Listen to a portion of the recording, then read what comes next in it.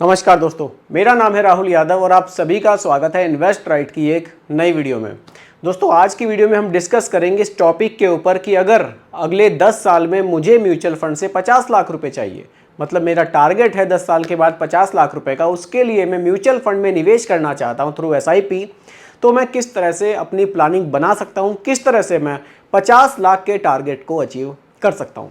तो ये सब हम लोग आज की वीडियो में समझने की पूरी कोशिश करेंगे कि किस तरह से अपने टारगेट को अचीव म्यूचुअल फंड में किया जा सकता है, किस तरह से हम डाइवर्सिफिकेशन करके अपने पैसे को निवेश कर सकते हैं और कितने रुपए महीना की हमें ज़रूरत होगी अपने इस टारगेट को पकड़ने के लिए। तो वीडियो बहुत ज़्यादा इन्फॉर्मेटिव है आपके लिए, वीडियो को पूरा ज़रूर देखिएगा और अगर आपको लगता है कि ये वीडियो किसी के काम आ सकती है तो उनके साथ शेयर आप ज़रूर कीजिएगा। चलिए स्टार्ट करते हैं। टॉपिक बहुत इंपॉर्टेंट है, बहुत ही ध्यान से समझिएगा। देखिए, सबसे पहले देखते हैं कि टारगेट हमारा क्या है। टारगेट देखिए, टारगेट है हमारा 50 लाख रुपए का, 50 लाख। और समय हमारे पास कितना है, ड्यूरेशन हमारे पास कितनी है, वो है दोस्तों केवल 10 साल। क्योंकि बहुत से लोग ऐसे हैं चैनल पर जो कमेंट करते हैं कि सर मैं निवेश करने में थोड़ा सा लेट हो गया, मेरे पास 10 साल 12 साल की ड्यूरेशन बची है, टारगेट मेरे पास 50-60 लाख रुपए के तैयार हैं, तो अब मुझे क्या करना चाहिए, कितने रुपए महीना से मैं स्टार्ट करके अपने इस टारगेट को अचीव कर सकता हूँ। देखिए, ड्यूरेशन कितनी है, केवल 10 साल की हमारे पास ड्यूरेशन है, 10 ईयर्स। देखिए, ये तो हम आज की वीडियो में सीखेंगे ही कि कितने रुपए महीना निवेश करके हम अपने टारगेट को अचीव कर सकते हैं। साथ ही साथ हम लोग ये भी सीखेंगे कि अगर हमने थोड़ा सा और पहले सोच लिया होता अपने इस टारगेट के लिए, तो इस टारगेट को अचीव करना हमारे लिए कितना ईजी हो जाता और कितना पैसा कम निवेश करके हम इस टारगेट को आसानी से अचीव कर सकते थे। चलिए स्टार्ट करते हैं। देखिए, सबसे पहले हम लोग यही देखेंगे कि 50 लाख रुपए के टारगेट के लिए महीने का हमें लगभग कितना पैसा चाहिए। फिर उसके हिसाब से हम थोड़ा डाइवर्सिफिकेशन करेंगे अपने म्यूचुअल फंड्स में, कैटेगरीज में, कि कौन कौन सी कैटेगरीज में हमें कितना निवेश करना चाहिए, ताकि हमारा जो पोर्टफोलियो है वो थोड़ा सा बैलेंस रहे, बहुत ज़्यादा रिस्क में हम पैसे को ना निवेश करें। चलिए, तो सबसे पहले SIP कैलकुलेटर पर दोस्तों चलते हैं और देखते हैं कि कितने रुपये महीना के निवेश की हमें यहाँ ज़रूरत पड़ने वाली है। चलिए आ जाते हैं सीधा SIP कैलकुलेटर पर।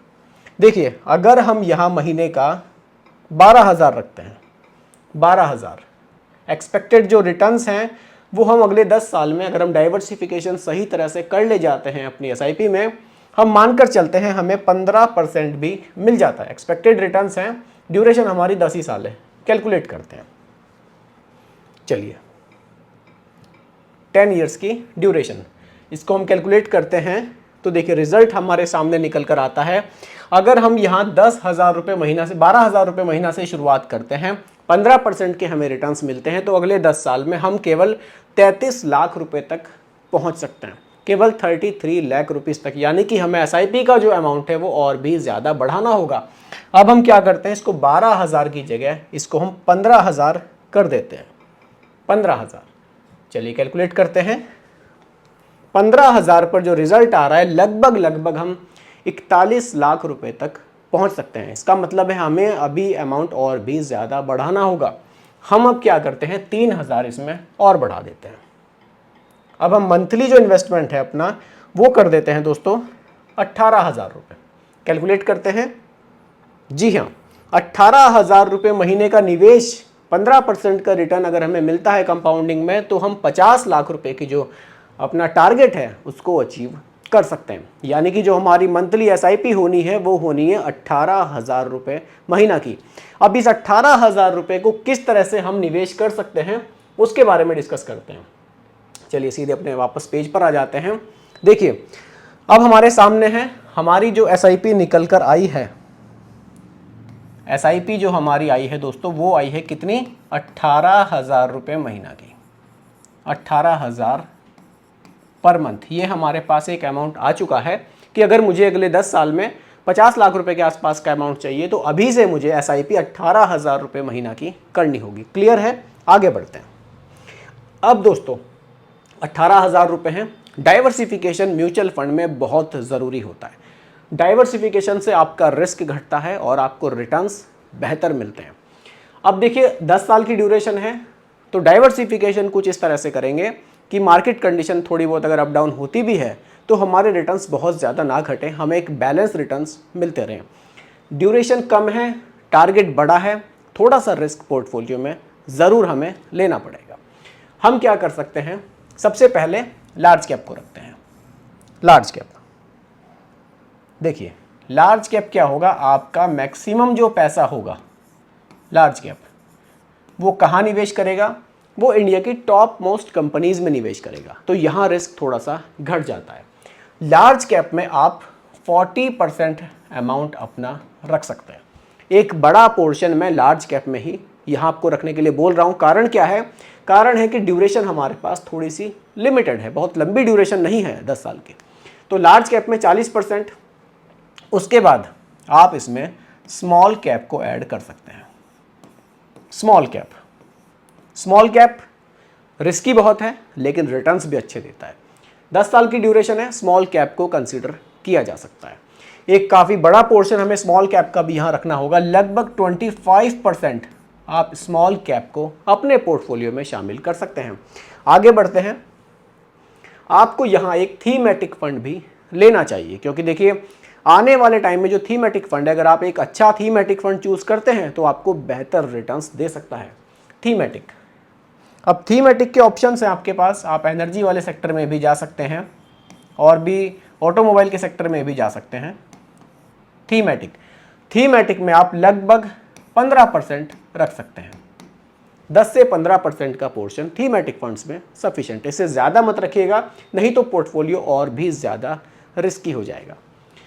तो इस तरह से अगर आप चलते हैं तो 40% यहाँ, 25% यहाँ और 15% आप यहाँ रख सकते हैं। बाकी का जो 20% आपके पास बचता है, देखिए आप अगर चाहें तो उसको आप फ्लेक्सी कैप में रख सकते हैं, लेकिन फ्लेक्सी कैप में क्या होगा, एक बड़ा पोर्शन आपके पैसे का लार्ज कैप में ही जाएगा। तो लार्ज कैप हमने यहाँ ऑलरेडी काफ़ी रखा हुआ है, तो इसलिए फ्लेक्सी कैप को आप चेंज भी कर सकते हैं। उसकी जगह जो ऑप्शन है आपके पास वो आ जाता है दोस्तों मिड कैप। मिड कैप में बाकी का जो 20% बचता है आप उसको रख सकते हैं। अगर आपको लगता है कि थोड़ा सा और आपको सेफ चलना है तो आप जो दूसरा मैंने ऑप्शन आपको बताया फ्लेक्सी कैप को भी आप कंसीडर कर सकते हैं। फ्लेक्सी कैप वैसे तो मिड कैप भी इस जो आपका पोर्टफोलियो बन रहा है इसमें काफ़ी सूट करेगा, काफ़ी बढ़िया आपके लिए यहाँ रह सकता है। अब देखिए रिटर्न्स की अगर मैं बात करूँ, लार्ज कैप कैटेगरी में आप 40% निवेश कर रहे हैं। अगर मैं रिटर्न्स की बात करूं, डायरेक्टली आपको किसी वेबसाइट पर लेकर चलता हूं ताकि रिटर्न्स आप देख सकें। चलिए यहां हम लोग आ जाते हैं फंड कैटेगरी, सीधा आ जाते हैं लार्ज कैप पर। चलिए देखिए लार्ज कैप के रिटर्न्स देखते हैं कि हमें पास्ट में कितने देखने को लार्ज कैप म्यूचुअल फंड से मिले हैं।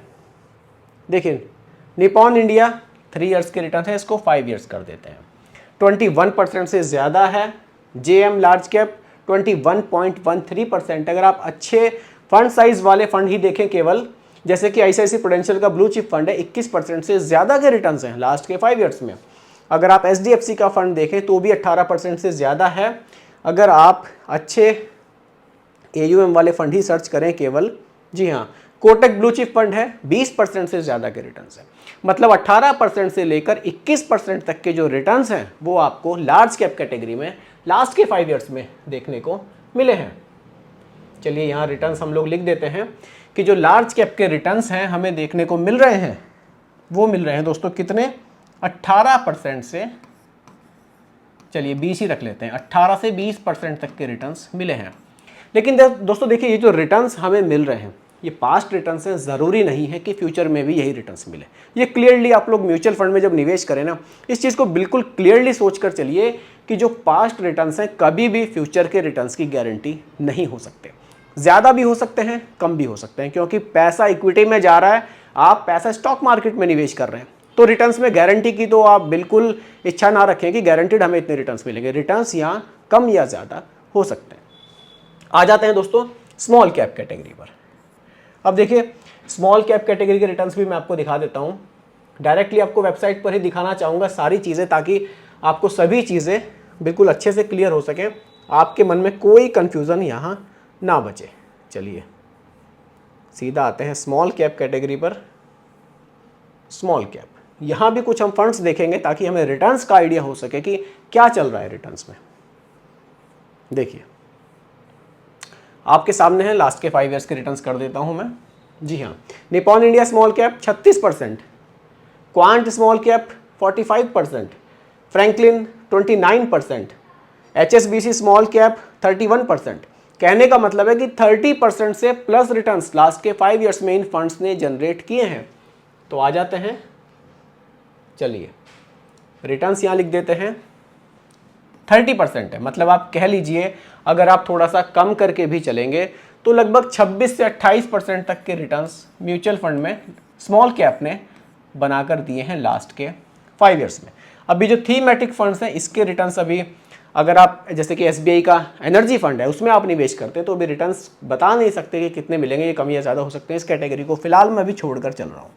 लेकिन जैसे कि एनर्जी सेक्टर है आने वाले समय में काफ़ी ग्रोइंग है तो काफ़ी बेहतर रिटर्न्स हमें दे सकता है। अगर हमें 15-16% के रिटर्न्स भी दिए तो भी हमारे पोर्टफोलियो में ये काफ़ी बढ़िया सपोर्ट करेगा।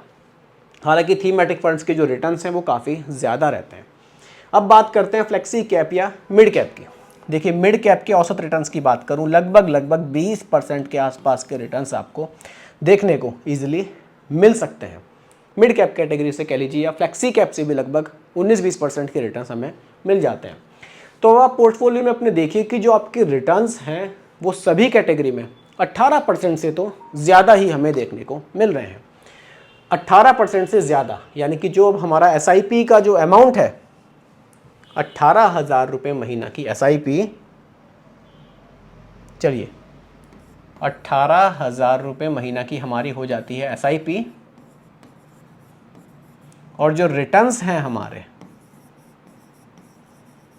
देखिए रिटर्न्स आपने देखे कितने बेहतर हमें देखने को मिल रहे हैं। इन फ्यूचर ये कम या ज़्यादा हो सकते हैं, इसीलिए सेफ साइड मैं केवल 15% पर ही कैलकुलेशन यहाँ करना चाहूँगा। जैसा कि मैंने आपको दिखाया भी था कि 18,000 रुपये महीना की SIP 15% के आप रिटर्न्स पर अगर आप चलते हैं तो आपका जो टारगेट है 50 लाख का उसको आप अचीव कर सकते हैं। अब एक चीज़ मैंने वीडियो में आपको और बताई थी कि इस टारगेट को अचीव करना कैसे आपके लिए और भी ईजी हो सकता था, वो भी आपको दिखा देता हूँ। सीधा आ जाते हैं SIP कैलकुलेटर पर।